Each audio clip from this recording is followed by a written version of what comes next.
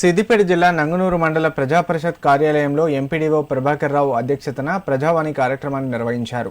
మొదటి రోజు ప్రజావాణి కార్యక్రమంలో మొత్తం 9 దరఖాస్తులను స్వీకరించడం జరిగిందని ఎంపీడీఓ ప్రభాకర్ రావు తెలిపారు. అర్జీదారులు సమర్పించిన దరఖాస్తులను పరిశీలించి ఆయా శాఖల అధికారులకు పంపించడం జరుగుతుందని, నిర్ణీత గడువులోపు వారి సమస్యలను పరిష్కరించేందుకు కృషి చేస్తామని చెప్పారు.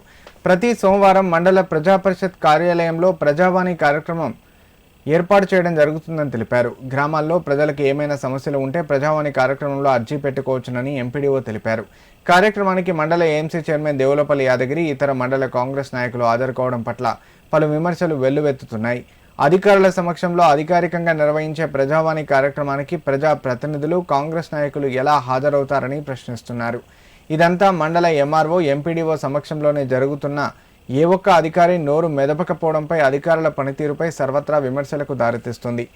తన తాతల కాలం నుండి వస్తున్న వ్యవసాయ భూమిని తన తండ్రి పేరిట రిజిస్ట్రేషన్ చేసుకోవడం కోసం ఏడాది నుండి కార్యాలయాల చుట్టూ తిరిగినా రిజిస్ట్రేషన్ కావడం లేదని నంగునూరు గ్రామానికి చెందిన రైతు ప్రజావాణి కార్యక్రమంలో దరఖాస్తు సమర్పించాడు.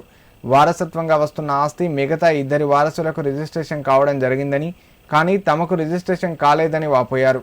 భూమిపై కబ్జాకు ఉన్నప్పటికీ రిజిస్ట్రేషన్ చేయడంలో రెవెన్యూ అధికారులు స్పందించడం లేదని, ఇప్పటికైనా ఉన్నతాధికారులు స్పందించి తమ సమస్యను వెంటనే పరిష్కరించాలని వేడుకున్నారు.